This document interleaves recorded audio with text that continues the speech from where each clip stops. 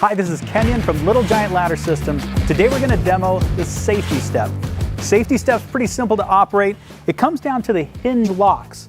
By depressing both the right and the left, and remember that these are independent from each other, with even pressure, that will unlock this hinge mechanism, and now we can rotate this bar out of the way.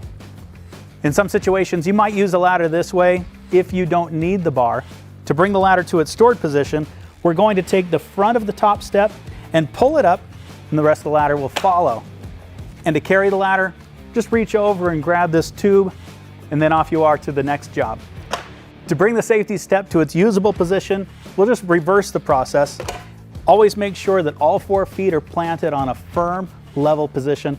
And to bring this bar up into place, always make sure that the hinges are completely locked. A couple of important points here.